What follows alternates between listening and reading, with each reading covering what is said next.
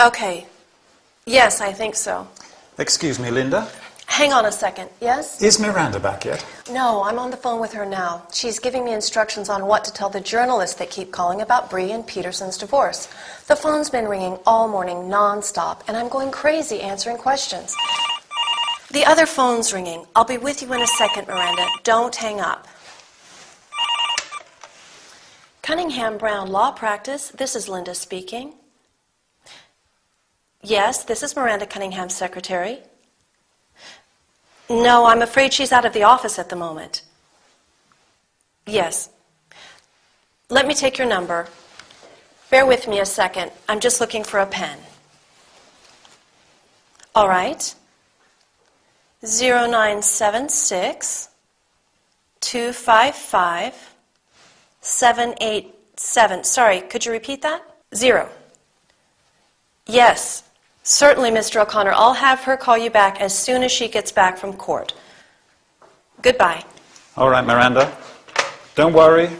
I'll pass you back over to Linda. That was O'Connor. He said his client is not at all happy about the divorce settlement, and could you please call him back? I'll get it. Hello, Law Practice Studio? Al's got it. So, what do I tell the press about Breezy Bree's relationship with that football player, Lee Diggs? They've asked me if it's true that Peterson wants a divorce because he found out about Bree and Diggs' affair. Sorry, I didn't catch that. But Breezy Bree, Mrs. Peterson, is not our client. We're looking after her husband's, her ex-husband's, Mr. Peterson's interests. So I'm afraid I can't answer that question. I don't think so. But the problem is, I'm not entitled to disclose that information. Not to worry. Goodbye. Okay. Okay. Oh, no. Miranda, my battery's running out. Can I call you back from the office phone? Great. I'll see you in a minute then. Bye. They're all after some juicy gossip. They've even asked me if Diggs has scored more goals this season thanks to Breezy Bree. What kind of a question is that? How should I know?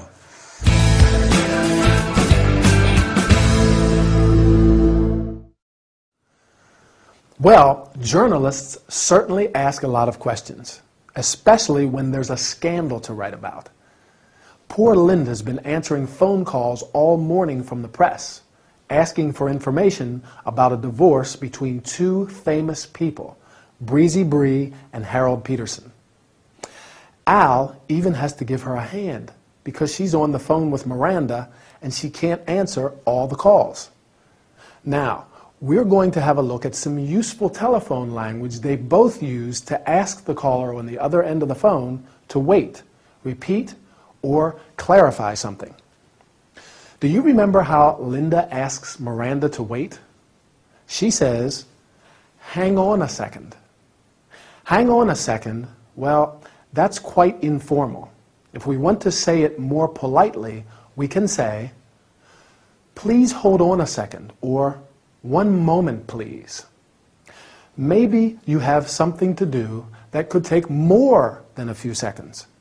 In that case, you can ask, "Are you okay to wait a couple of minutes, or do you want me to call you back?" When Linda has to answer the other phone and she wants Miranda to wait, she says, "The other phone's ringing. I'll be with you in a second. Don't hang up." Don't hang up. That means don't put the phone down.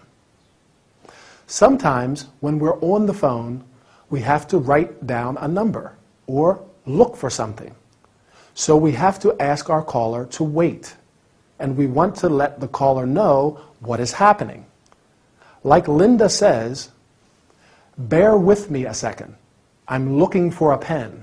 Or, for example, if we have to open a document, we can say, "Just a second. I'm opening the document now." How about if we didn't understand something our caller said? We ask for repetition. "Sorry, could you repeat that, please?" Or, "Sorry, I didn't catch that." "Would you mind repeating that? I didn't catch what you said." If there's a bad telephone signal or the caller speaks too quietly, we can just say, "Can you speak louder, please? I can't hear you." Well, that's all for now. See you again soon.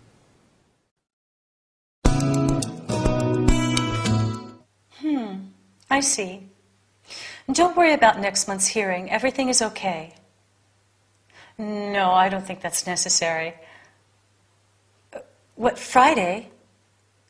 No, it's not a problem. Friday will be fine. Is there anything else I can help you with? Good, okay. What time are you arriving in London? At 3? So you'll be here at 4. Could you confirm that appointment on Thursday? Yes. Sorry, I have to leave you now. I'm expecting another call. Sure. We'll expect you on Friday, and don't forget to give me another ring on Thursday. Thanks for calling. Bye. Oh, I can't believe this.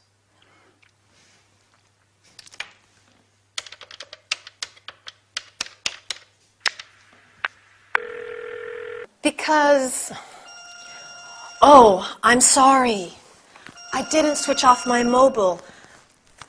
Hello? Linda? Oh, Linda, there you are. Yes, I am here. I'm so glad to talk to you. So am I. Are you busy? Am I disturbing you? No, not at all. I'm having a drink with a friend. What's the matter? Mrs. Adams called just a few minutes ago. The woman who owns the hotel in Cowes. Anyway, it's a miss, not a Mrs. What does she want? She said she'll be here on Friday. Okay, on Friday. You don't realize how big a problem we have. You must come here immediately. I'll see what I can do. Bye. Bye?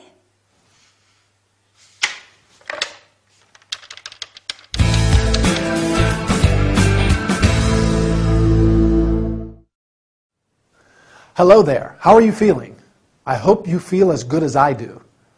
In our training session, we are going to talk about phone calls. Whatever your business, you'll probably have to solve a lot of problems on the phone, so it can be useful to be familiar with the appropriate language. We are going to learn about offering help, how to refer to future contacts, how to give reasons for ending a call, thanking the other person, and saying goodbye. As you have seen and heard, Miranda has received a phone call from Miss Adams, the owner of a hotel in Cowes. Miss Adams wants to go to London to discuss some legal matters. Miranda is not very happy at the prospect. However, they arrange a meeting on, do you remember? Right, on Friday. After that, Miranda asks, "Is there anything else I can help you with?" You can also say, "Is there anything else I can do for you?" Or, "Do you need anything else?" Once the appointment has been fixed, Miranda asks, "Could you confirm the appointment on Thursday?" You may have to end the call because you are busy or expecting another call. Miranda says, "I am sorry, but I have to leave you now. I am expecting another call." Before ending the call, she reminds Miss Adams to confirm the appointment. "Don't forget to give me a ring on Thursday." At the end of the call, she confirms the date. "We'll expect you on Friday." You can also say, "I'll see you on Friday," and "I look forward to seeing you on Friday." Finally, before saying goodbye, she thanks the other person. "Thanks for calling." Can you think of other ways to thank someone on the phone? I'll help you. "Thanks for your time," and "Nice speaking to you." So, nice speaking to you. See you next time for another workout. Hello, you're tuned in to City Live FM, and I'm Emma. It's time to read your letters. I received a lot of letters this week from listeners who seem, I'm sorry, is my necklace making too much noise? Do I have to take it off? No. What was I saying? The letters. Okay, I'm ready. I received a lot of letters and, well, you all seem very depressed. What's happening, people? I'm going to start with a letter from Felicity. Hi, Felicity, if you're listening. Dear Emma, she writes, they say you shouldn't judge a book by its cover. In other words, you shouldn't judge a person by the clothes they wear.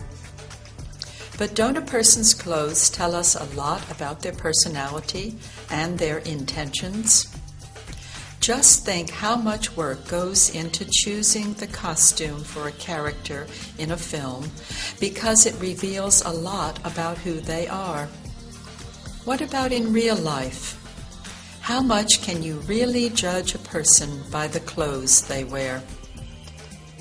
Well, you're right, Felicity.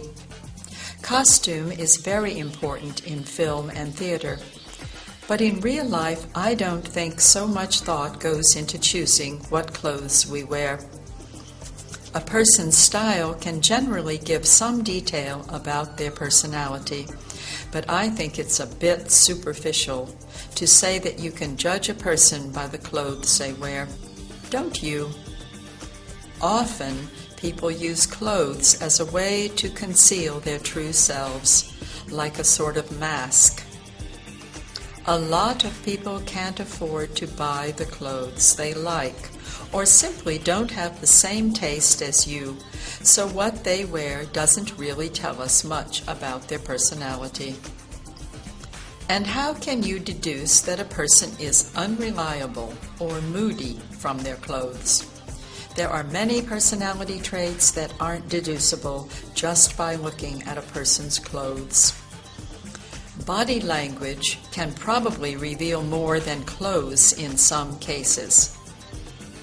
Let's see now, is that everything? I think so.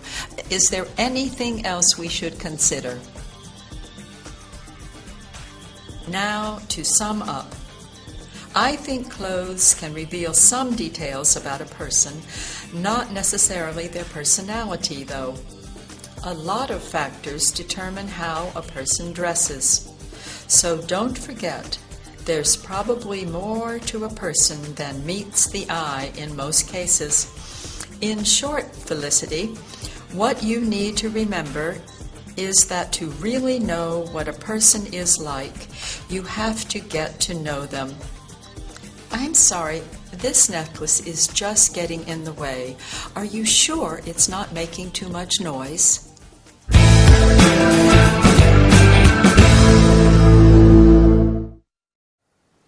Hi, and welcome back. Do you know that saying, you can't judge a book by its cover? In other words, you shouldn't judge people by their appearance. Do you agree?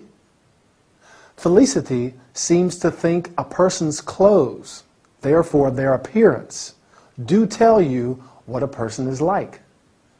But our agony Aunt Emma gives her a few things to think about, and then she sums up her thoughts on the matter. What we're going to look at are the different expressions Emma uses to ask if everything is being considered, and to sum up her ideas at the end.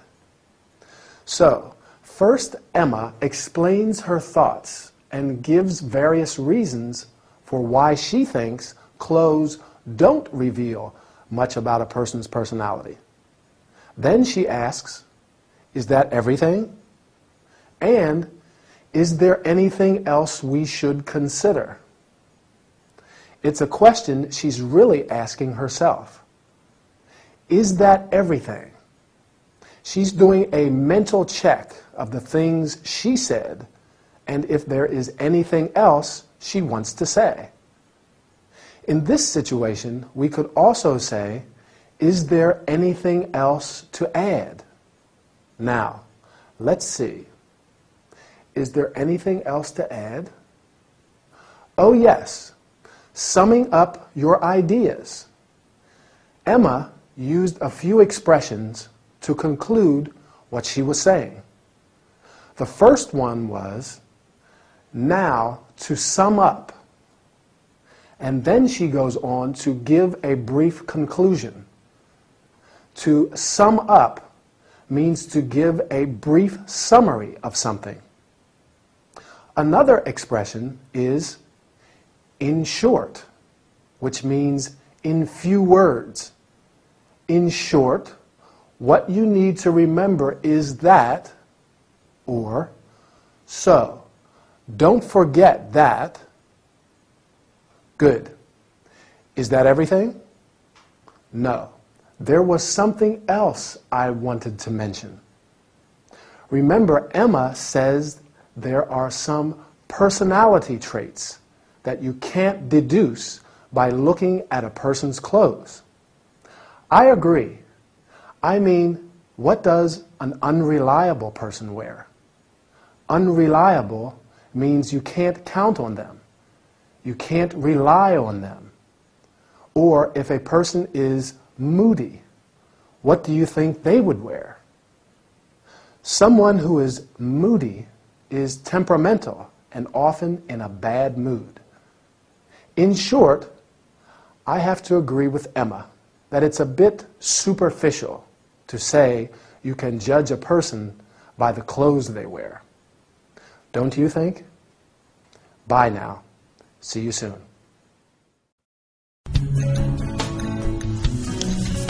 Where is that letter? Oh, here it is. Okay, I'm ready. Hello. I'm so glad you tuned in. Welcome to another program with me, Emma, on City Live FM. I'm glad you tuned in because I have a very interesting letter from one of our listeners. I'll read it out here. Is it just me, or are people extremely rude nowadays? Yesterday, a colleague spilled an entire cup of coffee on my new suit and did not even say, "I'm sorry." I don't expect people to stand on ceremony, but what happened to the times when people used expressions like, "Excuse me," "Please," "Thank you," "You're welcome"? Young people show no respect for elders and betters. Since I find all this very upsetting, I need your advice. Yours sincerely, Mark Graceful. Well, dear Mark, I hope you are listening. Thank you for your letter. You bring up a very important issue. I know how you feel. This very morning, I had my hair done, and my hairdresser was so offhand. Ladylike and gentlemanly behavior is not only correct, it is a way of showing respect. After all, the done thing greatly affects all our social relationships.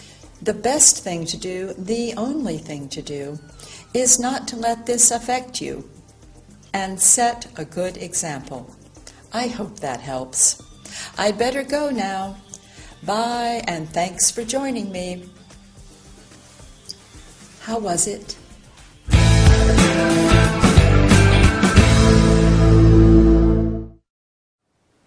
Hi and welcome. Are you okay? You've got troubles.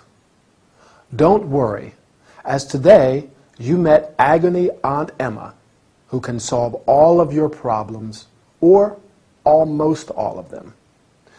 Today we are going to learn about terms and expressions related to behavior, manners, and body language. Emma received a letter from a listener who complains about widespread bad manners. He says that people are extremely rude. Rude means not polite, offensive. Anyway, he does not expect people to stand on ceremony. To stand on ceremony means to behave in a formal way. The listener regrets the fact that expressions like excuse me, please, thank you, you're welcome are no longer used, and that young people show no respect for elders and betters. Elders are older people, especially those with social standing, and betters are people of a higher rank or social position than you. Emma is in total agreement with Mark. That very morning, her hairdresser was offhand. Offhand means not friendly and showing a lack of interest in other people. Emma says that a ladylike and gentlemanly behavior is correct and a way of showing respect. Ladylike and gentlemanly means in a way appropriate for a lady and for a gentleman. Did you notice Emma's body language? Body language plays an important part in communication. Emma uses many different facial expressions to stress what she's saying. For instance, at the beginning, she titters, or we could say she giggles or laughs. When she wants to show disapproval, she twitches her nose. She makes little movements with her nose. And when she's surprised, she raises her eyebrows. Eyebrows are the lines of hair which grow above each of your eyes. Anyway, I am afraid our time is over. Keep practicing your English language, and I'll meet you in our next training session. Goodbye.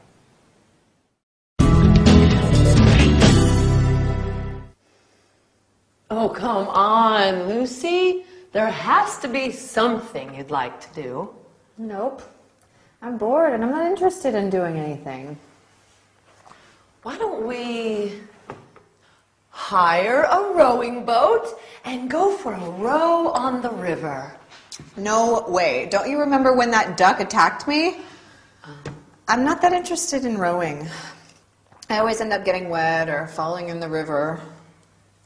It's such a beautiful day out. We should make the most of the sunshine while it lasts.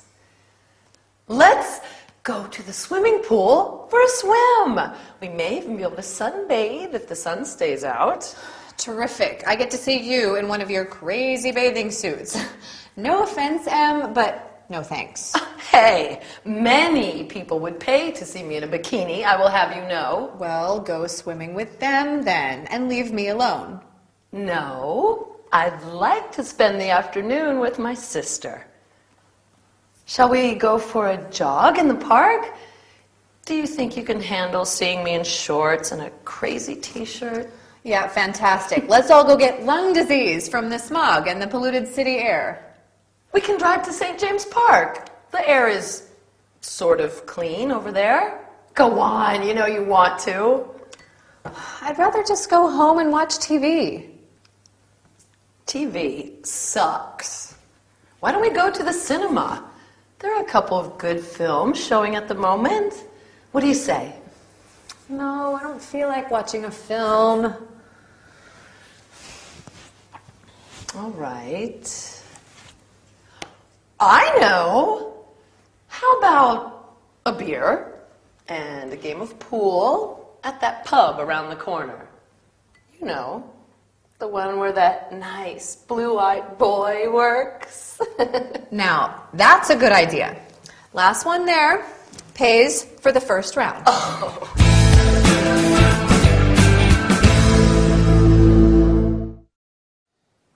Hi there.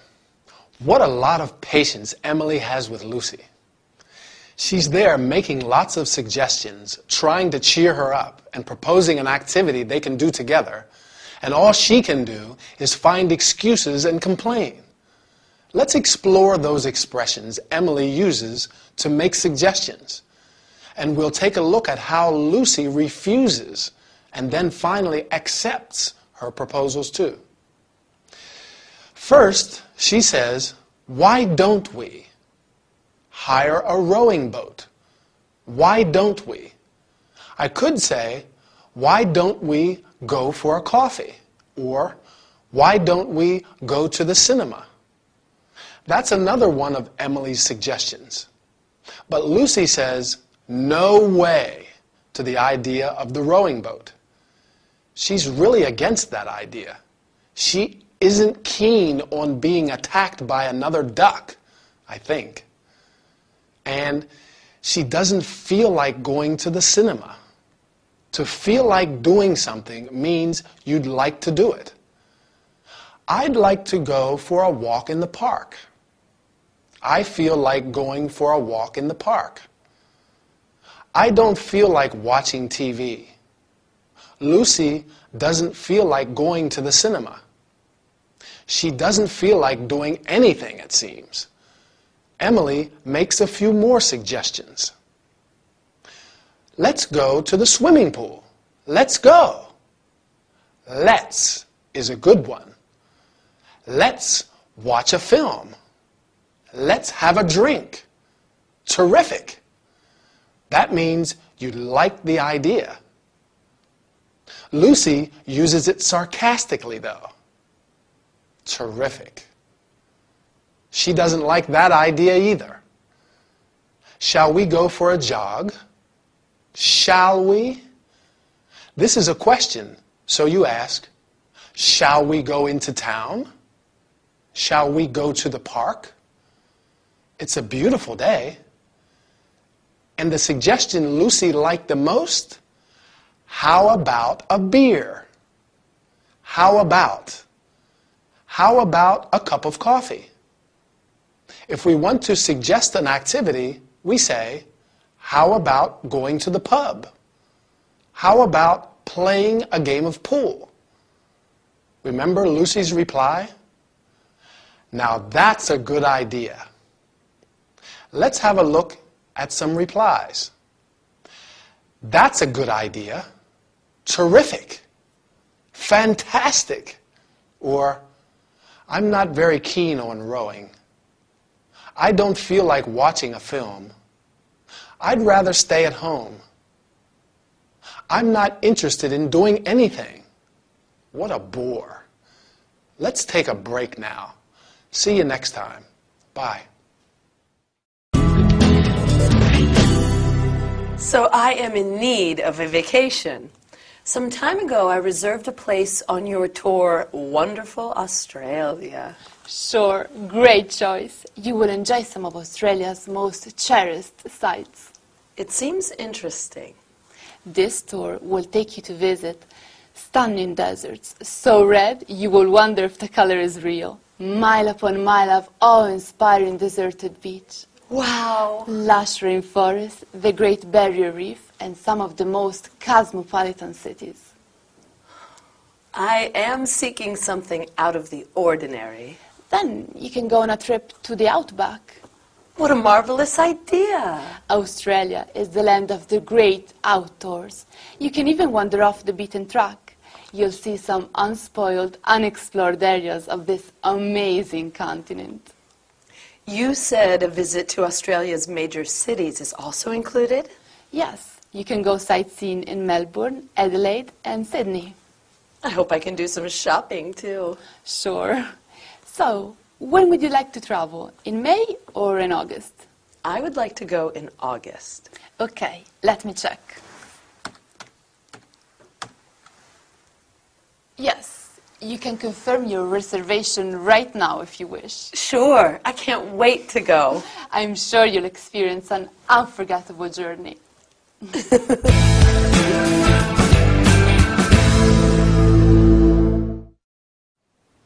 Hi, are you looking for an unusual holiday tour? Do you like adventure, wild nature, and unforgettable places? Fine. You are in the right place at the right time, as today we are going to talk about it. We are going to learn about terms and verbs related to traveling, how to describe places. Emily is in need of a vacation, and some time ago she reserved a tour. The travel agent says, "You will enjoy some of Australia's most cherished sights." Sights are places of interest, especially to visitors. In Australia, Emily can visit stunning deserts and miles of awe-inspiring deserted beach. You say awe-inspiring when you feel admiration for something. Stunning means extremely impressive or attractive.